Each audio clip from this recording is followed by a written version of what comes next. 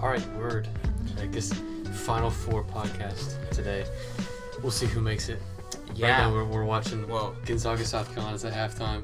Yeah, that little girl Kornowski, man, got his eye poked and had to go to the locker room, so he's weak. From the very beginning. It's all about who wants it more. From the very beginning of watching the game, you know it's trouble when their big man is white. Yeah. He looked like a football player, but you could still tell he was some sort of European. Yeah. It was like a cross between an all-American North, Western, big, country dude. He looked and like a Euro. Yeah. They said he was Polish. He looked like Gortat mixed with that dude from Clemson that was emotional when they won the championship. Oh yeah, yeah, dude, man. They must have some something in the water in Poland or something, man. But yeah, my dude got stuffed twice in a row. Yeah, and then he was out for the count. Yeah, his eye. Yeah, man, they knocked him out. He was out on the floor. South Carolina took it down for a possession. He's still laying on the floor. It's like, dude, get up. That's so weak. It's your eye. It's not your knees. Get up. At least get up off the ground. But yeah, weak anyhow. But yeah, was it Gonzaga up by 9 at the half? Gonzaga by 9 at the half. Yeah, we'll see. South Carolina's all about the comebacks. So both of those teams, I don't think were expected to make it this far. Gonzaga was and wasn't because they are a 1 seed, so you would expect that. But then again, they're everybody's they're gonna get upset at some point along the way. But definitely not South Carolina. Nobody, not even South Carolina fans, picked this for their bracket. And then Oregon too. Nobody really. I don't think. Out of all the Oregon teams that have been in the tournament in the last few years, this is the least one you would expect to make the Final Four. And one of their best defensive players got injured right before the tournament, too. So nobody saw that coming. Yeah, and South Carolina's, I don't know. They're one of the teams where they weren't. I don't even think they were dominating anybody until the tournament. Nah, they weren't even great in SEC play. They were just kind of middle of the road, but. They got hot. They beat some really good teams. They beat Duke by 10. They beat Baylor by 20 plus. Beat Florida in a close game. They're hot right now. There's no reason they can't beat anybody. But I think they'll come back and make it a close game here. I don't think they're going to get blown out or anything. Yeah, I think Gonzaga just got on a little bit of a run there right before the half, but it's still early on. From what it looked like, watching this block on the replay here. Oh, God. Dude, this dude's terrible, man. That dude, Kornowski or whatever his name is, has no footwork. No. Zero footwork. And, he has no vertical, so, he's just literally on his tippy toes trying to put a layup on. He's the standard big man. Yeah. You just throw him the ball in the middle, he spins around a little bit and throws it up. He's the typical fat dude that shows up for pickup, and you're like, this dude's probably not going to be able to ball, but he can actually get up and down the court, but then he really has no game. Yeah. You're surprised by the fact that he's able to run up and down, but then, you give him the ball and he can't do anything with it. Typical guy that shows up, pick up basketball. And he's obviously soft. He's not making it long. Yeah, no, he doesn't look super physical. But, it's be interesting. I love this setup, though, at the, the arena, the elevated, floor. Yeah. This has been, some of the setups before for the Final Four, because they always played, in a football stadium. I think they did, Dallas last year, maybe the year before. And, they're always, they look whack. It doesn't look right. This one actually looks kind of good to me. I don't know what anybody else thinks, but this one actually looks kind of good. Yeah, the way, I don't know.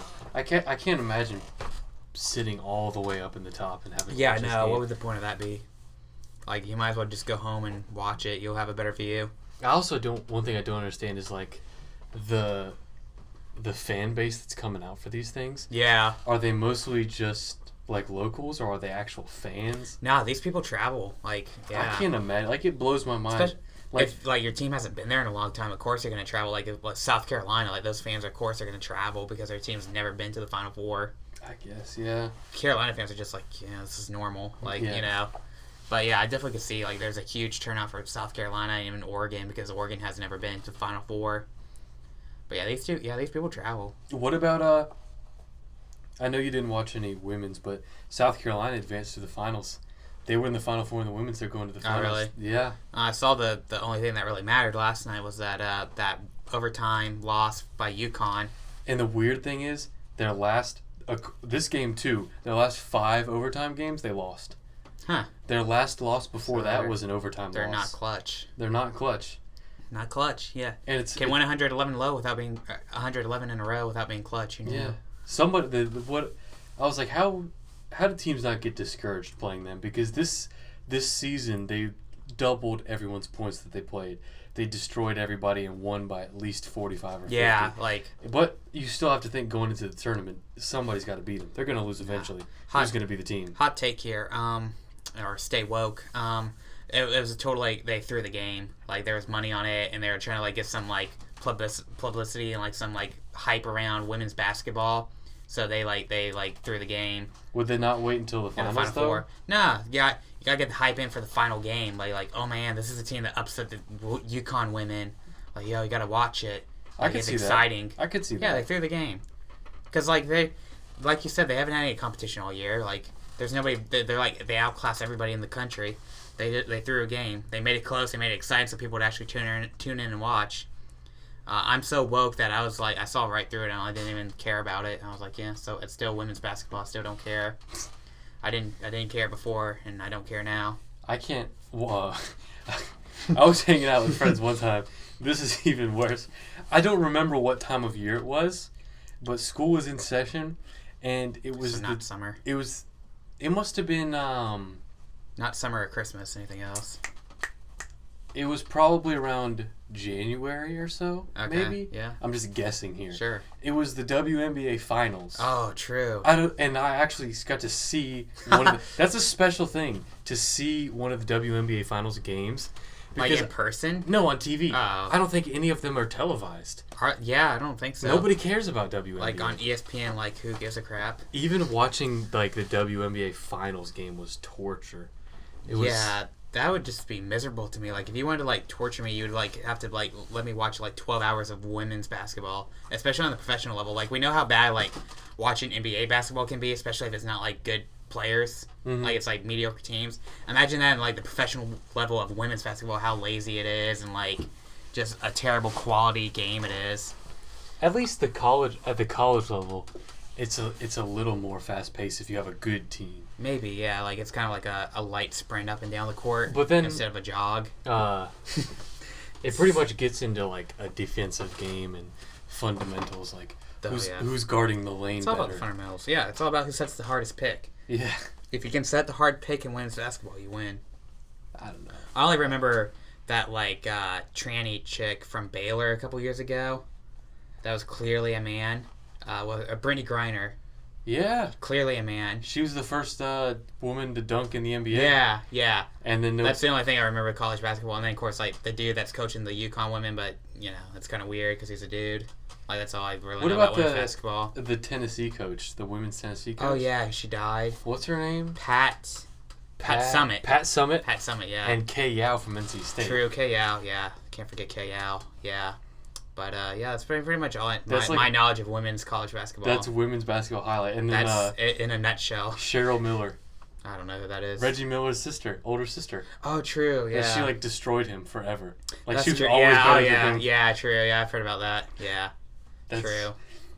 I bet she talks a lot of crap on the court. She probably does. It probably runs in the family. Yeah. Bro, I love Reggie Miller. We were just talking about those Reggie Miller commercials. That was the first time I'd seen him. Yeah, the Alexa ones. Whatever that song they're singing, I don't know what that song is called, but that one's funny to me. That thing is crazy to me. I don't know how people put that in their house. That's weird. Yeah, that's such that's 1984, right there. You're putting the government's eye in your house on purpose. I've had conversations with people who obviously, to me, were not crazy conspiracy people. Yeah. And I was trying to present myself in a way that wasn't a crazy conspiracy person. Right. And that came into the conversation. I was like, those things are creepy. And yeah. Absolutely. Absolutely. It's even in the commercials, they're trying to give practical uses for them.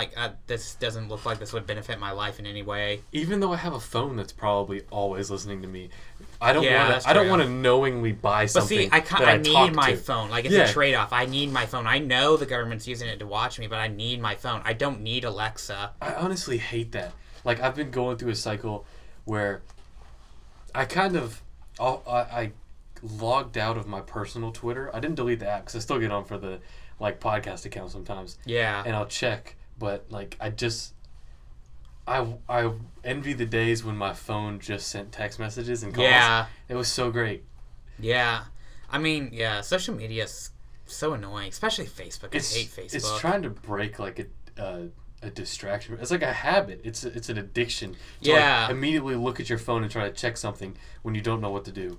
And I'm trying to not do that. Yeah, I love it. Like just like when I'm in an awkward situation, I just pull my phone out and act like I have something important to do. That's the best use for it. I have other people to talk to. I'm actually like I'm not here just being awkward. I actually have I have a life. Like, you know, you're just in there refreshing Facebook and nothing's happening. Yeah, you're looking at the same like looking at Twitter, clickbait article link. Looking at Twitter every 5 seconds, and it's like when anybody says anything, you just like immediately check Twitter. Did somebody tweet that? It's like, what's going on in the world right now? If I don't look at Twitter, I don't know what's going on in the world. It's so weird. It's like when stuff's going on, it's like watching basketball, like when there's a close game, like I can't even focus on the game because I'm like so focused on Twitter. Like I gotta see what people are tweeting. I gotta tweet about it, like I got sucked see what into everybody's it saying because about it. I opened my phone earlier today to like tweet or look at the podcast account.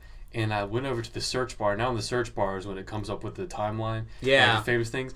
And it was like, Rebel Wilson pulls hilarious April Fool's. And I was like, she's nobody not cares. Funny. No, she's not. Nobody cares. You're not funny. No. You have to do something like this to get attention. And it's still not funny. No. I didn't even figure out what the prank was. I didn't remember who the person was at first. It's a prank, dude. It's a prank. Todd Glass's prank show. Yeah. I love that. That's the best like segment on TV, other than maybe like Charlie Murphy's Real Hollywood Stories. Real Hollywood Stories. Yeah, that might like that. Those might be the two best like segment on comedy shows. Speaking of like going from Charlie Murphy, go to Dave Chappelle's show. Good Dave Chappelle back on Netflix with not one, but two stand-up specials.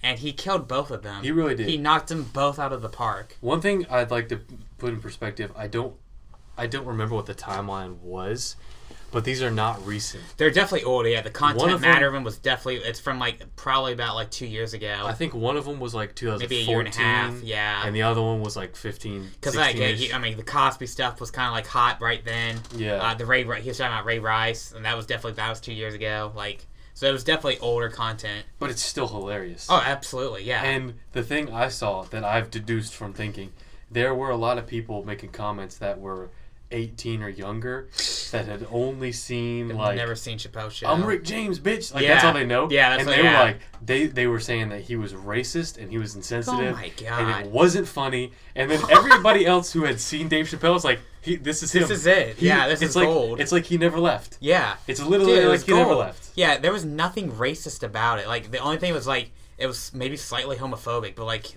it wasn't even that. He cleared that up too. Yeah. Like, that's part of comedy is being edgy and making some people uncomfortable. And like he does it. He's the person who does it across the board. Well, and it's not like Louis Black or like Louis C.K. where they're just like overtly making people uncomfortable and like saying things to make people uncomfortable. Like everything had a point. Yeah, like, there was like everything he said played into a story he was telling. And the OJ stories. The OJ stories. The first special. All 4 OJ stories. The first special, I was loving it, and then he's walking off stage, and I was like, you didn't tell the story! You didn't tell the story! He comes back on stage. Yeah. What was that last one? Oh, it was like, that wasn't even the funniest one. No, it was. Was it? He was at the Kentucky Derby. That's right. And he was at the Kentucky Derby, and it was a party put on by Michael Jordan. That's right, yeah. And he had invited a bunch of celebrities there, and he said he was hanging out, kind of just laying low, and he saw Chris Tucker at the bar. Yeah. And he's like, for everybody at that party, it was like seeing Bigfoot riding a unicorn. and so he said he's sitting there, and then OJ walks up and starts talking to him for a second, and then he's about to leave, and he's like, hey, before I leave, you think I could get a picture with you guys? And he's like, my career is too flimsy to survive a picture with you right now. Yeah. There was one story about like when he was doing a show and OJ showed up to it. Yeah. And he was like talking about the stage setup. He's like, dude, you literally like there's the backstage and then you walk out onto the stage. There's like a door separating it. Like it's literally like there's nothing in between it. So I was out there in like OJ's front row. I do my show. I walk back there and OJ's already back there. Jesus is already back there hanging out with my dudes. And like he sat back there and we talked for a few minutes, and then like OJ was like, "Yo, I gotta leave." He said they were back there for like an hour. That's true. Yeah, he's they like, got like the dinner. nicest dude I ever met. Yeah, he's like, dude, it was such a chill conversation. And then when he left, everybody in the room was like looking at that like, shit, he did that. He did that did shit. And then the first story about like he met the wife that got killed. Yeah. And like she said she was like flirting with Dave. Yeah. And Dave like whispered, he's like, "Are you trying to get us both killed?" Dude, Chappelle is. And, like, OJ, like, we don't know. We didn't watch any of that OJ stuff happen. No. It's still funny to us. Yeah. Like, he's like, OJ was, like, one of his biggest, like, things throughout the whole entire Chappelle show, and it's still funny now in 2017. Yeah. OJ jokes are still in. And it's crazy, like, that first bit when he was going through all the OJ stories, it was still old news. Yeah. But he was still explaining it, like, you don't understand how big, this was the biggest thing in the world. Yeah. When it was going on. And people just we can't relate to it. No, yeah. Like, 9/11 is something that, like, it was way bigger, but like besides that was like what probably nothing. Impact? Nothing. As far as like not like it's like what was more important, but like as far as like news and media and like hysteria, probably nothing was bigger until 9/11 after OJ. Honestly, but it would just like make the world stop. Like everybody stopped in their tracks. It was like, well, like watching what was going on. But he killed it. Absolutely. He killed it. He has a contract for one more special, so we're gonna see probably another like a new one with like the new content, like his new stuff. Yeah. What's sad it'll be like probably like Donald Trump, Hillary Clinton stuff, I'm pretty which sure. I'm looking forward to. Judging off of like his demeanor and everything he's saying, I'm pretty sure we're never gonna see something like the Chappelle Show again. You know what? I don't know. I feel like if he comes back and is like can do his comedy the way he wants to, especially in today's day and age with the like internet and everything, you can just like you don't have to have like TV producers. He can just do a deal with Netflix and just like create his own content. Netflix will put it on there and make the money. I was dying when he said he didn't go to that Flint like charity event. Oh yeah, to go to the Grammys. He's like, yeah, I don't get invited to that stuff. You've seen the movies I make. Yeah. And I immediately thought about Half Baked.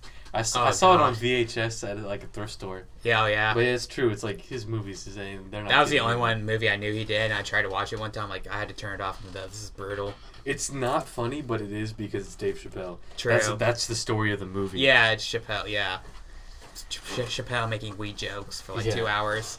But and then I love when he says he's like, man, I had to watch Key and Peele do my show for like 6 years. He's like, that sucked, man. I'm like, dude, man, way to call him out. And they weren't. It's so funny true. at all. No, they weren't. And his cast like.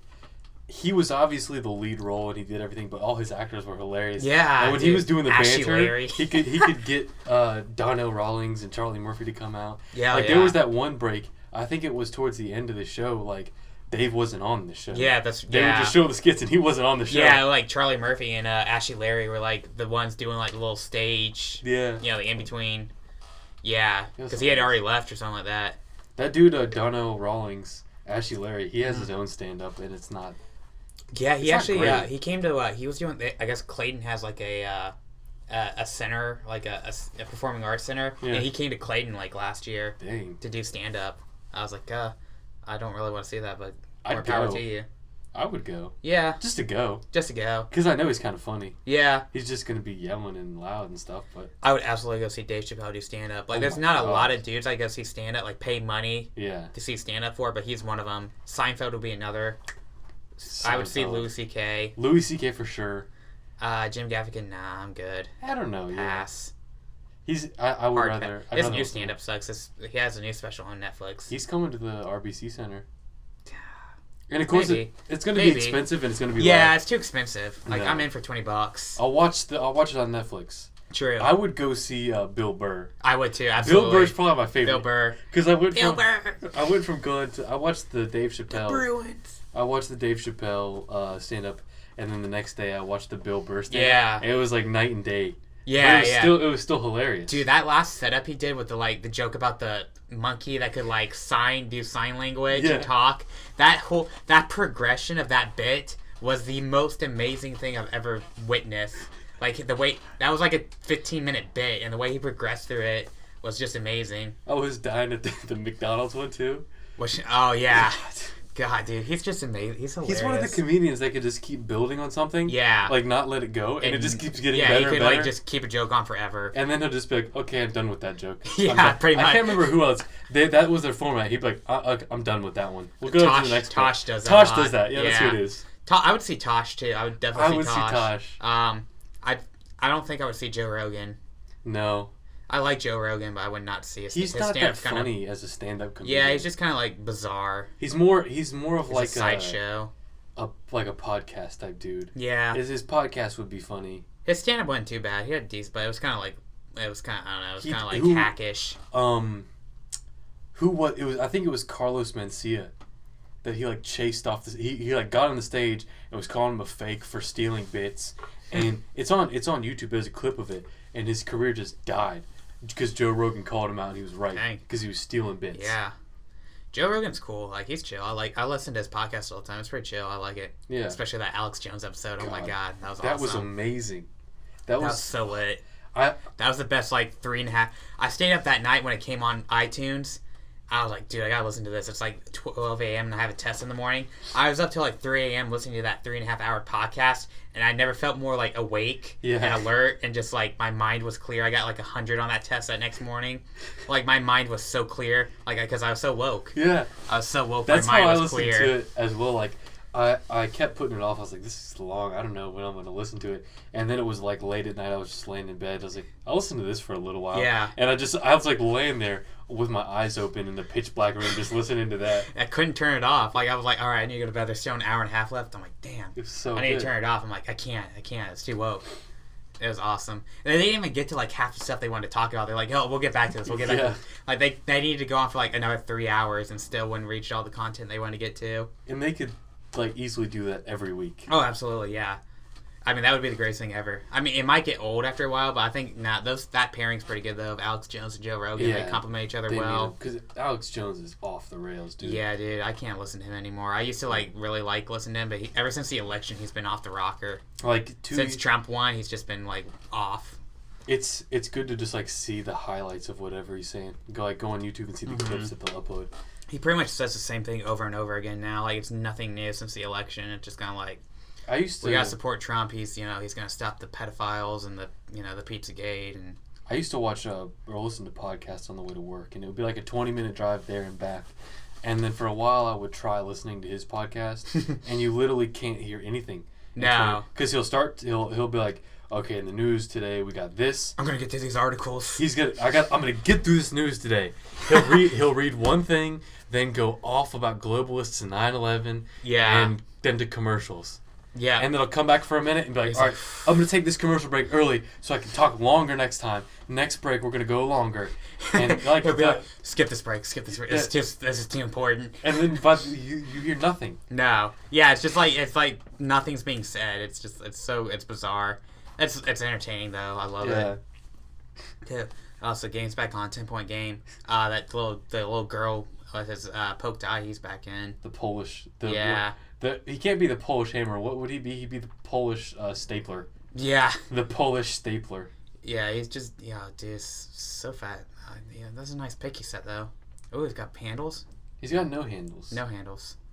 This is I don't know. I could never comment on a basketball game or commentate on a basketball game. Yeah. Because you'd be like, okay, they're about to set up a play. I can't recognize what offense they're running. The big man has the ball. He traveled again. He's so bad. And he missed another layup, but he traveled. He picked up his pivot foot. Oh my god, he just slid into a guy's knee. Oh. God. What is he doing? He's such a klutz.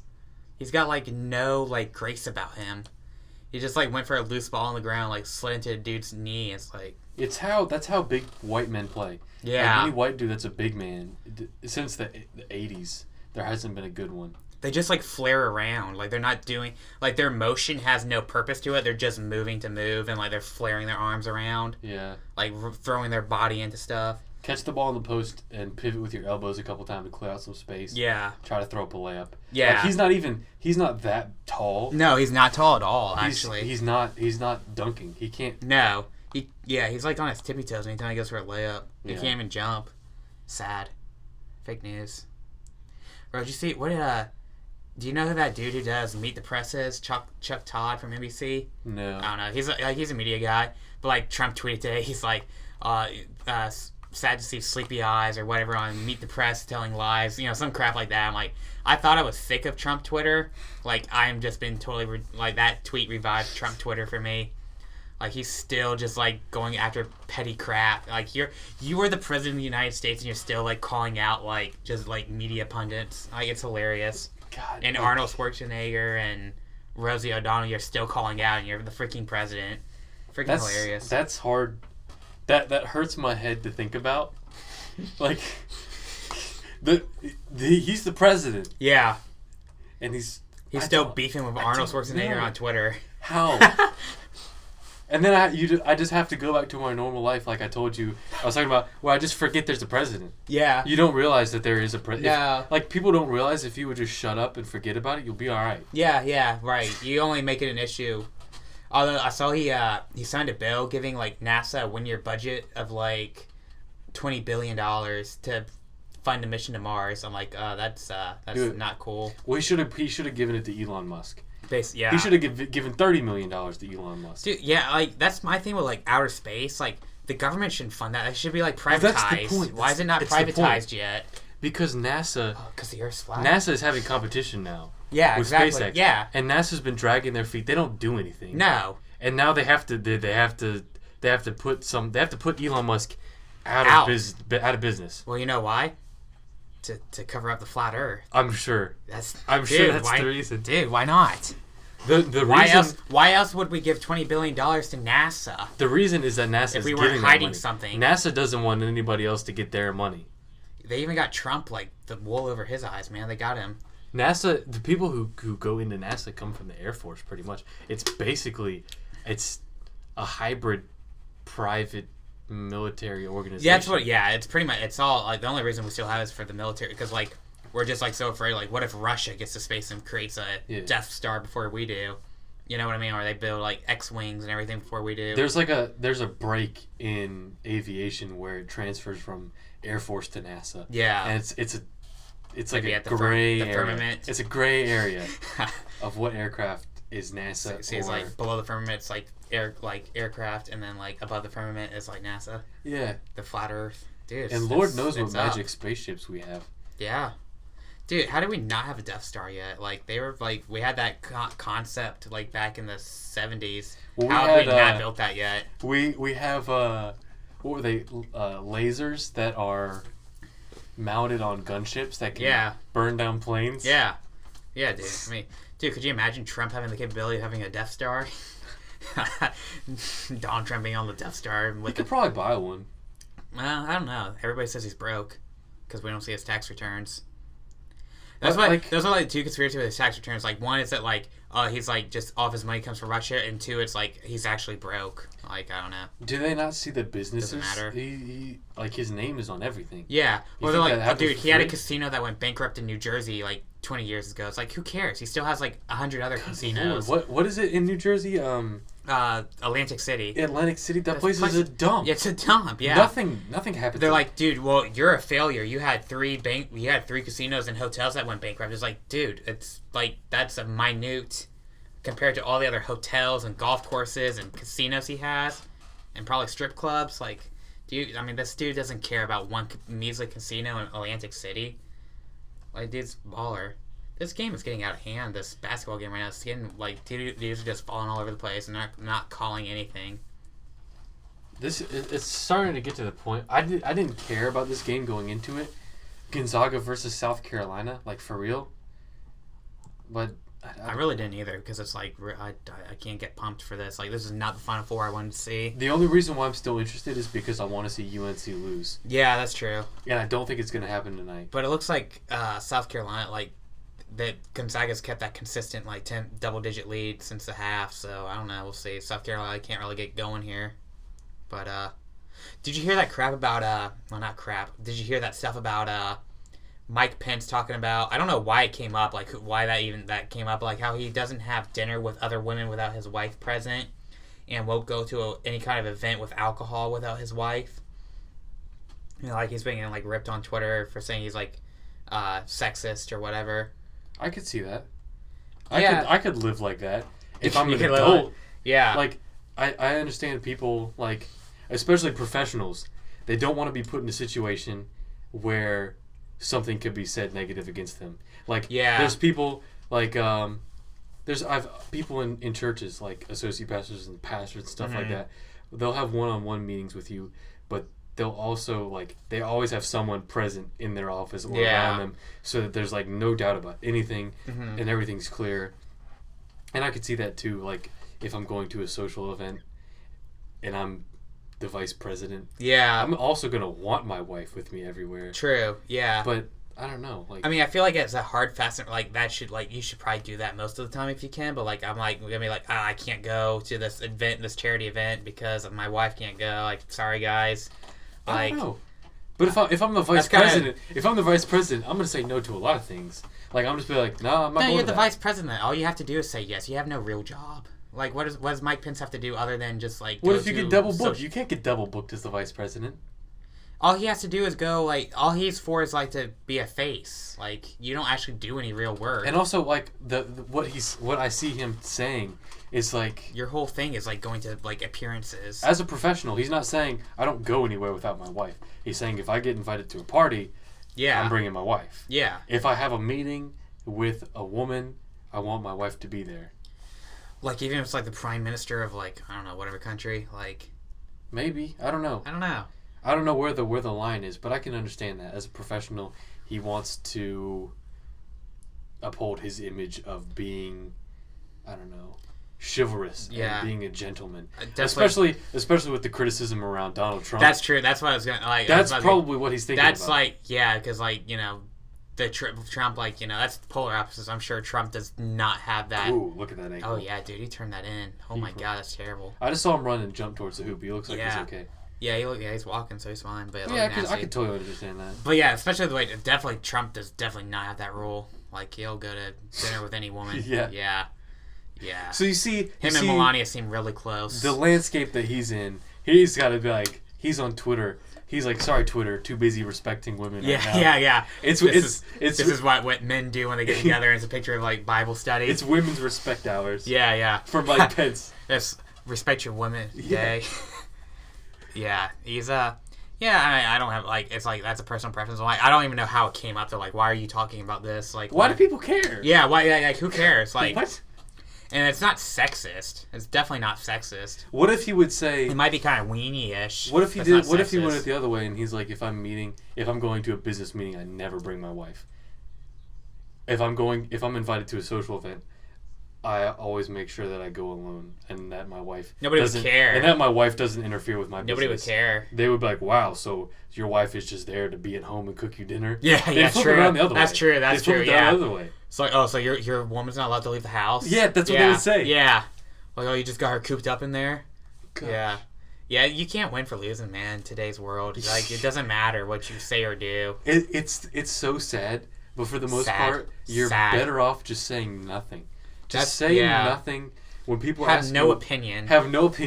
When people ask you questions, like, answer in the most vague and open-ended way. Yeah, absolutely. Yeah, don't stand for anything. Okay, no, don't stand for anything. Don't take a stand, man. Just give up. Nobody cares. Because I mean, struggle with that. Like, yeah, I could take a stand, but at the end of the day, nobody really cares. What's the point? Like, nobody cares. Nobody cares. Oh, you took a stand. Who cares? Like, it doesn't matter. It's like we're so far gone, like with the way that things are in this country. It's so far gone. It doesn't matter at this point. It really doesn't. It doesn't matter. It's unfixable. I think it's unfixable at this point. Yes. Even Trump's not going to fix anything. I would like to think that, and maybe it's better. It's a better alternative than X, Y, or Z. Yeah. But it's not going to like fix anything. We're not going to make it great again, or we're not going to drain the swamp. Definitely haven't drained the swamp. I haven't come close. I didn't expect that at all. Like. I'm like, where's that? Like, what happened to that? That's not happening.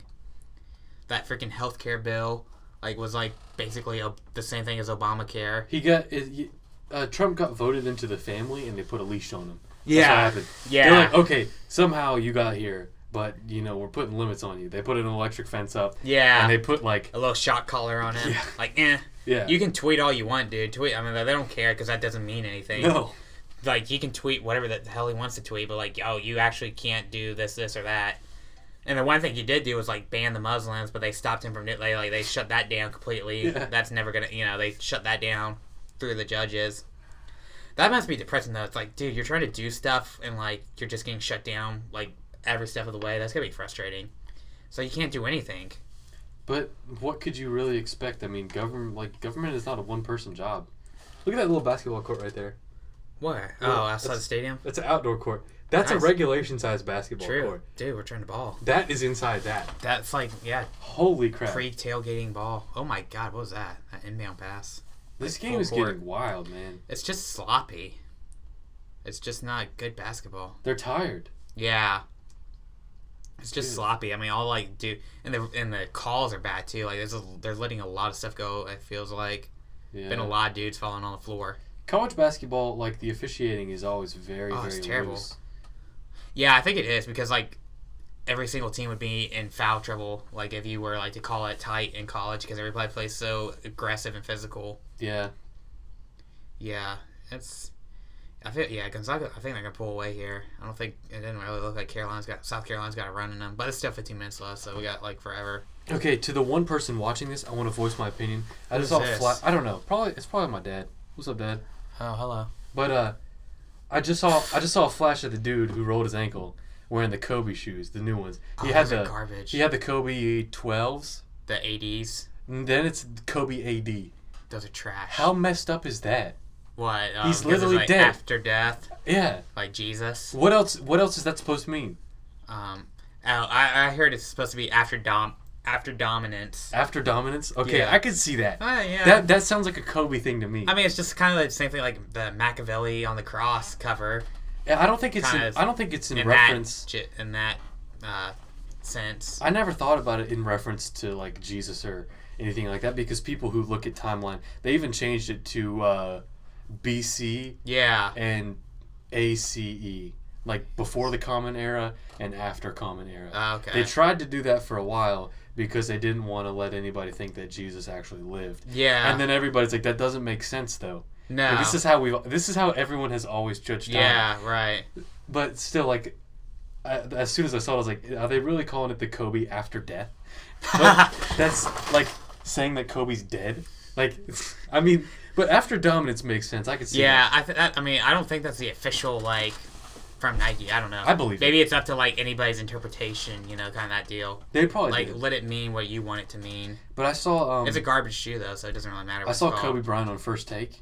Dude, he was lit. God, he was so smart and like they played just that clip. Poignant. I don't know what it was that morning, but my back was hurting and I was kind of upset, and I was feeling a little down. And then they played the clip of Kobe. He says, "I don't know what else to say, but Mamba out," and drops the mic. And I started tearing up. Then they just kept playing it every time they would cut away and go to commercial. They play it again and again. Dude, and it was like watching a Lifetime movie. Yeah. It was terrible. Dude, I saw his. He was on like a pregame show or a halftime show with like in Jalen Rose, and he's like just talking about like Westbrook and Harden, and his points were just like amazing. I'm like, oh my god, nobody's like had this great of a take, and ever on ESPN. Like it's just so smart and intelligent. What makes it better is that they talked to him about basketball, and they were asking him if he missed it or anything, and he's like, no, not really. Yeah. He's like, after I stopped, he's like, that's it for basketball. They're like, what was the last time you shot? And he's like, probably about the time I scored 60. Yeah. Wow. And what was the last time you played? And I don't know, like, it kind of hurts to see him acting like he doesn't want to be on the court 24/7. Yeah. But at the same time, he understands it's like, that's over. It's over. Yeah. He's going to dominate in this, like, being a businessman and TV guy. It's not like he doesn't care about basketball, but he understands I did that for 20 years and now I'm done. We're going to have Kobe Bryant in our face like 24/7 during basketball season from now on. I want him to have his own like he needs his own ESPN show like right now. Like not only is like get rid of First Take and like just give the Kobe Bryant show for 4 hours. I don't even know how it happened too. Like coming straight out of high school to the league, how did he get that mature? And that's, like, of course he's going to be smart. He's going to know everything about basketball that you can ever know. And he has the extreme court vision. But I want to know how long it took him to mature and get to that level. Right. How long did it take? Probably after he changed numbers, you know. He just changed numbers for no reason. Just no reason. Yeah, I remember that. Just decided, like, yeah, you know, I'm sick of the number 8. I'm going to be 24 this year. Yeah, just nothing happened. He decided there was nothing happened off the court that made him do that. That makes sense because that was the time when he decided, you know, you don't chase a star, you create one. True. He's not the next Michael Jordan. He is Kobe Bryant. He's Kobe. That's when 24 came out. That's when the Fangs came out. Yeah. That's when the Mamba came. That was Mamba era. He was dominating before. Before it was like, yo, this dude's crazy and athletic. Then it was Mamba era. I don't know. Yeah. There's like, you hear about his work ethic and his schedule and everything. He's like the most dedicated and hardest working athlete I've ever heard. Oh yeah, for sure. Hands down, through any sport. Dude, I get so sick of like LeBron versus Jordan. I'm like, dude, I would rather see Kobe versus Jordan any day of the week than LeBron versus Jordan. And people talk about. I don't think LeBron holds a candle to Kobe. No, and they played together in the league. Mm-hmm. They both like Kobe was probably like towards the end of his prime, not peak. Yeah, I mean, when LeBron was like 2012-13. It's kind of like what Jordan got like with Magic and Bird, because like Jordan couldn't do squat until they were gone or they were too old. Yeah, it's kind of like LeBron. Like Kobe ran that league until he was like too old, and then LeBron was able to take it over. And even still, like those games were so good. Watching that one-on-one matchups. Yeah. And Kobe just dominated. We got robbed of them never getting. The Lakers were not, or the Cavs weren't good enough to get to the finals during like that good Kobe teams with Gasol and Odom and Fisher. Could you imagine like 2008 or 9 finals? Yeah. Cavs and Lakers. Yeah, like we got robbed of that, like because LeBron only got there that one season with that trash team, but then they lost to the Spurs. What was that, like 05? I think that was 05. Maybe 06. He got drafted in 04. Yeah, I think it was 05. Wow. Maybe 06 was they lost to the Spurs. Yeah. But yeah, that would have been an awesome finals. But I always remember like anytime like it was Lakers, Cavs, that was a must-watch game to see just those two go at each other. And they would guard each other. They would play each other head to head. The person, like I don't watch a lot of NBA, but the person I'll turn the TV on for now is Kawhi Leonard. I love watching him play. Dude, I got so sad the other day. I saw on Twitter, Carmelo said something like, he said, he's like, I accept my role now. I guess they're like benching him and everything. He's like, I see the writing on the wall. I'm like, oh my God. It's over. This is it. This is Melo's last year in New York. It's done after this. You think so? Oh yeah, it's done. I mean, he admitted it's done. They'll trade him in the offseason. I don't know to who.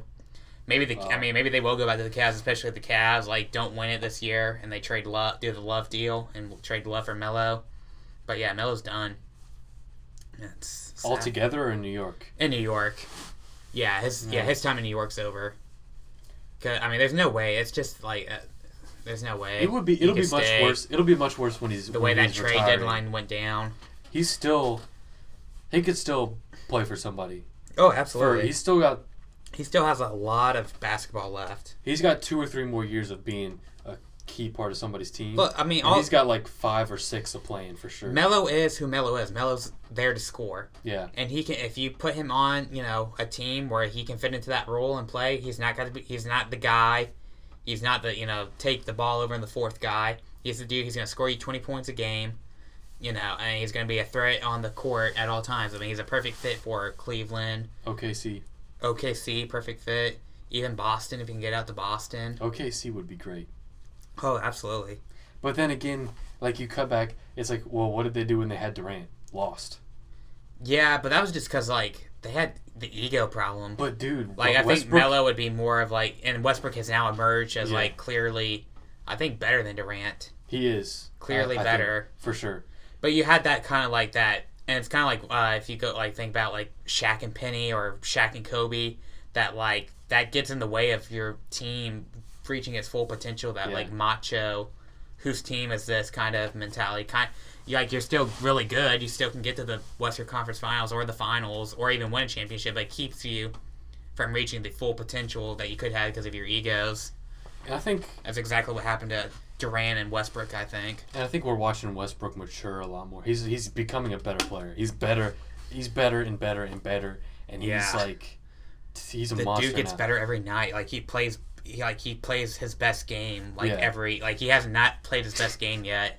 Like he still has his best game in him every single night. Yeah, I don't know what happened there. He's just blowing up, and it sucks that we didn't get to see this person when he was playing with Durant. Yeah, there were issues there, but even when you watch, we probably wouldn't have had this Westbrook though without the way Durant left. No, because clearly Westbrook's playing with like an emotional, from an emotional place. Yeah, like that emotion of like I've been betrayed, I've been doubted. Like, but somebody's got to tell him, look, this happened because you weren't good enough. We weren't good enough. I don't know. They weren't. You play that. They lost it. I mean, he went to the Durant left the team that the only team that was better than them. Where he went is worse than leaving. Right, yeah. It's all about because where if he went. Like, if Durant left and went somewhere, whatever. I still wish he would have gone to where Washington. he went. But honestly, if I'm on the team, it doesn't matter where. From me playing on a team, if my teammate leaves, it doesn't matter where he goes. We're not a team anymore. Yeah. He's not my teammate. And I don't know. I think maybe that is what's been fueling Russell Westbrook to become Russell Westbrook. Right. Like Kobe became Kobe. He's becoming himself. He's gonna be, I think, the second best player in the league within a year. Like, it'll be like LeBron and then him and Durant in there somewhere. Curry's kind of, I think we've seen. Well, I mean, Curry's actually played really well in the stretch that Durant's been out with that injury, but he's still just kind of like one-dimensional. Curry is. Durant's been just accident-prone since day one. Yeah. And everybody knew Curry was a one-trick pony. Yeah, it's kind of it's a really good trick. It's a really good trick. It's a good trick, but it is one trick. He has no handles. Like, it's amazing how they put him up against Kyrie and he held his own. He has no defensive presence. Nope. He can't really score outside of the three ball. Nope. Because the three ball opens up all his other scoring options. Like, he can't shoot the three. He's not there's no threat of him driving or anything. He lives and dies by the three. Whereas your other big stars like LeBron, Durant, Westbrook, Kawhi, Harden, he's the valuable point other guard. ways. He's the valuable point guard. If you want to run like that option, it's like you're either going to shoot or you're going to run a play. I honestly can name like at least 5 players better than Curry. I could get LeBron, Durant, Westbrook, Harden, Kawhi. Yeah, just name point guards better than him. Yeah, like I guess he's better than Chris Paul at this point. Yeah, just because Chris Paul's kind of older and Chris Paul really hasn't ever done anything in the playoffs. No, and I don't know when Curry's off, he's off. Yeah, and it's pretty much like you have to honestly, to be. Draymond, I would probably take Draymond Green on my team over Curry. I don't know though. I'd have to think about it. Klay Thompson, I don't know. Yeah, but see, Curry's still more dynamic than Thompson, I think, offensively. Really? Yeah, because Curry's still more of a threat from shooting. I mean, Thompson's not better, but Thompson gives you that a little bit of defense, but he's not a great defender. He can defend. But he's bigger too. Yeah, I don't know. And he can drive. They're good together. That's a good team. Yeah, that's a great team. And Durant, it's like they're fine without Durant. Like they can still go to the finals without Durant. That combo was better than Westbrook and Durant. Yeah, that broke up. Right. And those players. It's just the ego, man. Those players those two prime. guys got two big egos and they couldn't coexist. Just like Shaq and Kobe. It was just. These two guys are too big of personalities, and they can't coexist. Durant, I think, is as a threat, he passed his prime. Yeah. Well, he gave his best on OKC, and then now it's Westbrook's team. Yeah, it's just I don't know. Durant's just kind of it's that's really good if you have him, but on this team you don't have to have him. He's gonna turn into Kevin Garnett. Yeah. He's just the big man that kind of plays in the middle. Except he's got a 3. Garnett didn't have a 3. It's kind of like Paul Pierce. Yeah, he was for the Celtics. Is he's a big part, but he's not essential. The Celtics could still kind of win, especially he's for the end. Really strong key player. Yeah, right. Yeah, he's like a huge key, but he isn't the only key. He's a really strong role player. It's not like LeBron, because if you take LeBron off the Cavs, there's no chance. And with Kyrie, they wouldn't even be in the playoffs if Kyrie was the only player on that team. As much as people like to stand on him or hate, it's you get made fun of for liking him. Yeah. LeBron is still the best player. Oh yeah, it's not a conversation. When you look at somebody as one-sided as Curry, and you compare him to LeBron, who's the big small forward who could play point guard. Yeah, he can play any position. He literally can play any position. This game's getting kind of close here. 59-65 with 9 left. Oh, big shot. Big shot. Free throw, jump shot. South Carolina's putting on this full court press. Cut down to 4 with 9 left. I was thinking about this yesterday. In women's basketball, do they still call it man defense? Man to man. Is it not cool to say that anymore? Play man. I mean, don't assume their gender. Play neutral gender. Play locked defense. Yeah. I don't know. Oh, what a flop. Oh. Going the other way, though. What is up with that? He was backing him down. He totally flopped, though, I thought. Yeah, there was... look, like... Plants his feet. Okay, that one, yeah. Yeah, he kind of... Because he extended that elbow. He bumped him twice. Ooh. And then, that was a flop, though. It was a flop. He flared. Yeah. It's because he knew he got bumped twice and he just dropped. Yeah. That's a weak defensive move. Yeah, I get sick of the flopping, but I get it's part of the game at this point. Oh, Kornowski just took a nice charge. I think he did. It's hard to tell because you can't really tell when he moves or not because he's so fat. Yeah. I don't know what the call was either. Maybe they're like reviewing it. I think they are. Yeah. They did that. I know they're gonna give him the defensive. They're gonna call on Kornowski. They reviewed a play on the UConn game last night. I think it was before overtime, but one of the girls was just backing up, playing defense, backpedaling, and turned and elbowed the girl like in the throat and knocked her on the ground. They're reviewing like what technical it was. They like called it a flagrant. Yeah. Like they let it play on because UConn had the ball and they like missed a shot and it went down, and the girl was on the ground like crying and everything, and they reviewed the play and like that's a flagrant one. I get so sick of that. Like the reviews in basketball, it's like that the review shouldn't take more than like 30 seconds. No. Like you don't like, especially like when it's like that. Who's it out on? Like you should be able to look at it like once, like one or two angles, and call it right there. It's like too much of a like lull in the game. That flagrant was the extent of like what a review should be because it was off the ball, away from the play, and not many people saw it. So like a ref needs to come up and stop the play. And, like we need to look back at this one. Yeah. Other than that, it's like if it's I don't know, like who did it touch last? We need to look at it 6 times. I know. You should almost like have challenges in basketball, like in football. Almost. Like give two coaches, like a coach, like 2 or 3 challenges a game, and that be it. Instead of like, but I don't know. Maybe with flopping, maybe you should implement challenges. Yeah, true. Maybe I don't know the flop. I don't think you can police flopping because you can't. Like it's hard. That's such a judgment call. Yeah. Like because like what happens when the dude actually gets knocked to the ground and you like call him for flopping, give him a game suspension. You know what I mean? Like it's just too subjective. Like you can clearly tell when the clowns are doing it, like LeBron, but you can't police it all across the board. It's just too difficult. Or the stuff like Grayson Allen was doing earlier in the season. Oh Jesus! Well, that's clearly different. Yeah. Yeah. Or like the Draymond Green like kicking in the nuts. Yeah. Dude, I remember the Ron Artest wrote all this like garbage playing like a punk when he like remember when he like elbowed and knocked out James Harden in like the Western Conference Finals that year when he was on the Lakers. That was killer. That was intense. I'm surprised James Harden recovered from that. That rocked him. That made it. You're like a different person after that. We totally blew over that too. Talk about like OKC blowing up and James Harden. It's like he's not Westbrook, but good lord, is he way better? Pretty close. He's way better than he ever was with OKC. Yeah, dude. Imagine if all 3 of those guys were together. In OKC, what a blown opportunity. In OKC, James Harden was the Kevin Durant of Golden State. Yeah. He was like the best unused player. Well, yeah, he's like 6th man. He came off the bench. Yeah. But yeah. I mean, he was kind of like he's great if you have him, but you don't have to have him to win. That's got to be the worst thing about the NBA right now is that you can look back and think that you had Russell Westbrook, Kevin Durant, and James Harden on the same team. Oh, this game's tied. 65-65. Tie game. Yeah, but how depressing if you are a real fan of OKC and like you've seen this in the last 5 years. You saw Harden leave, you see Durant leave now, and you're gonna see if they don't get Westbrook help, he's going to be gone. But it's also hard to figure out. What a missed opportunity. Yeah, I think it hurts everybody because OKC was a new team. Yeah. Even when this was going on, they were still a new team.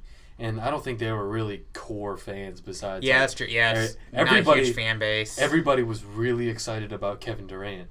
And I think he was obviously the biggest draw in OKC. Right, absolutely. And then after that, I don't think people realized how bad it was when they lost Harden. Yeah. All right. Dude, we gotta get into Kendrick. Oh, true. Yeah. I actually listened to the singles for the first time. I've been meaning to listen to them, but I listened to them today, and I wasn't super impressed. I'll let you go first and kind of break it down. Well, I didn't. I saw that he had posted a picture on Instagram, and it was just the Roman numerals 4. Yeah. And I was like, oh god, is this an album or something? And then I saw there was a link to a track, and it's actually a collection of tracks. This is the 4th one. They were all precursors to his previous albums. Yeah. And they weren't. I don't know if they were really related to anything, but it was kind of like an announcement of an album. That was his way of an announcement. And for the first time, I just listened to them all back to back, and they kind of it was like if Untitled and Unmastered was another album. That's what it sounded like. And it's really they're all very topical. What he's saying in there. Yeah. And the last one that they're clearing up is like a allegedly Big Sean beef. And I've heard is it Big Sean? I've been hearing Drake. I heard Drake too, and I saw some comparisons. But from what I've heard, way to punch down Kendrick. They broke it down, yeah, for real. What's been happening is pretty much, obviously it starts with Control, where he got destroyed, and then now. True, yeah, that's right. Yeah, that was a few months ago. Big Sean has been continually. Yeah. Low key dropping that's shots like at Kendrick meme now, like that Control song. And now he's like he's saying that. He's like denying it and saying that that never happened. Yeah. And then he's in his songs they were pulling up lyrics of him like taking like when he says something about tiptoeing around my name. Yeah. He's talking about all those lyrics that are like there was one where he's making fun of rappers that rap fast or something, trying to say something. Big Sean was making fun of Kendrick. Okay. And then I can't remember. He said something else that was like that's obviously direct. Right. And so then they were saying that some of the terms he was using in the heart are Big Sean terms that he's using to kind of mock him. Yeah. And that song is not really amazing. It transitions into 3 different parts. Yeah. Like 3 different instrumentals and 3 different parts. But it's the first time that I'm hearing Kendrick like come out and say I'm the best. Yeah, true. I'm the best. He's just kind of left it up for debate, but now he's been the person who's always like done his art, and he's like listen to the song and tell me what you think. Yeah, he's like I don't have to say I'm the best because I make. I heard something about on that new Drake album that there was something about like Drake threw some shade at Kendrick, and there's always been rumors about like Drake and Kendrick having beef, but it's never really come to like fruition or anything. I'm gonna try to pull up that line because I know what you're saying. He said I can't remember what he said. I just remember Drake said something about Kendrick. He said off that was it is it off Fuse or is it off that new one? It's off of the new one. I can't remember. Yeah, that's what I thought it was off that new one, whatever it's called. I can't remember what it is called. I did not listen to it. I'm trying to pull it up now. Okay, here it is. Yeah. Okay, never mind. This song is where he's saying something about him being top 5. All time. Says something about top 5, whatever. Nah, definitely not. But shoot, what is it? What is it called? Like the Kendrick stuff. It was like a new like style for Kendrick. Something, it's out of his norm. I felt like it's kind of like he's like going out of his way to kind of make like a diss track, but then when really like it wasn't really a diss track. I don't know. It was kind of weird. I thought it was kind of weak. Okay, especially that not the part 4, but the other song. Humble. Humble, yeah. I thought that was kind of weak. Where is this? Crap. I'm on some website that's listing his best lines off his new album. Oh. Whatever, I can't find it. Yeah, but something, Drake said something. He's like, something about top 5. He's in the top 5. There's no debate. And then he said something about like, I don't think he called anybody out, but he was claiming to be like one of the top 2. Yeah. And he said something like that. And then the Kendrick song, bro, he knows he's not even the best. He can't even say he's the best. And like his career depends on him taking other people's styles and kind of riding the wave and being, like he's not even a really like a hardcore rapper. No. He doesn't have bars. He doesn't have like life-changing songs. No. He doesn't have stuff like Control. He's got radio hits. He doesn't go on somebody's song and go off. Yeah. But I think another reason is they're that not comparable. Drake and Kendrick aren't comparable artists. Drake also doesn't go at people either. No. That's why they're saying it's more towards like Big Sean because Drake he would never do that. It's kind of annoying though, like in this era of like we had Tupac and Biggie and like that was like equals, like those were 2 heavyweights. Yeah. Even Nas and Jay-Z were 2 heavyweights. Yeah. Now we have just like dudes like fighting down, like we had Drake to McNeil and the other guy he was beefing with I've never even heard of. Oh, Joe Budden? Yeah, it's like really? Like come on, dude. It's like we need Drake and Kendrick going at it, Yeah. Or Eminem and Drake like we were hearing about a while ago. Like even Big Sean and Kendrick isn't even, I mean, that's kind of that'd be the biggest one if they actually started beefing. But Big Sean isn't on that level.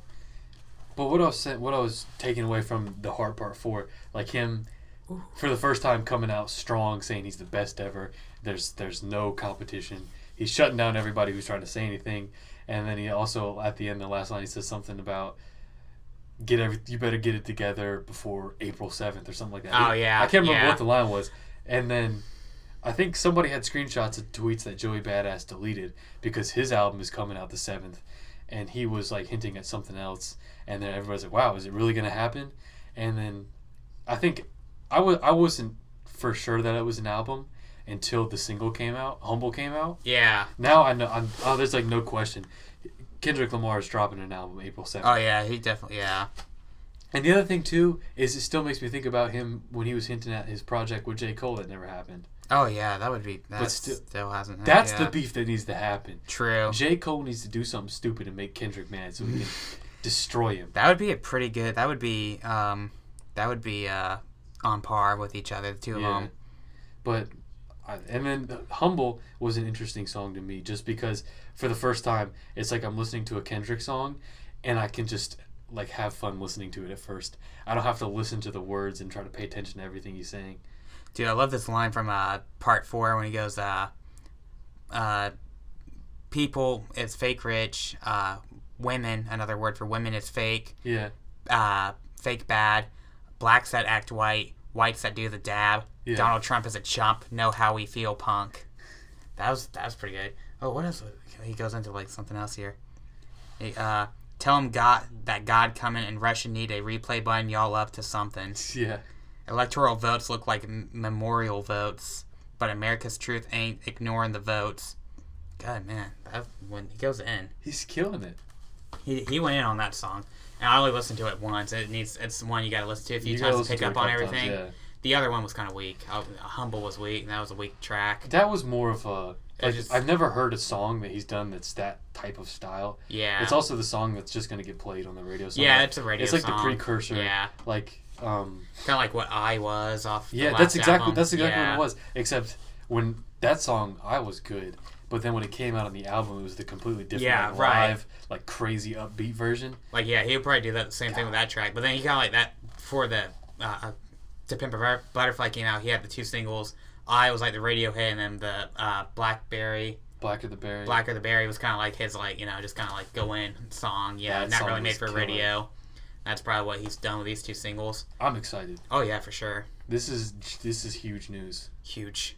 It's not fake news. It's huge news. And I don't really know what to expect from this album. That'd probably be good. I couldn't. Yeah, it's been 2 years since the last one came out. Yeah. So yeah, it's about time. He's probably, and there's a lot of content for sure that he can go in on. But yeah, it'll be dope. And Joey Badass too, because it's been a while since he put an album out. Yeah. It's been a little over a year, almost a year and a half. But like from what I've seen, I can't remember what the name of his first single is.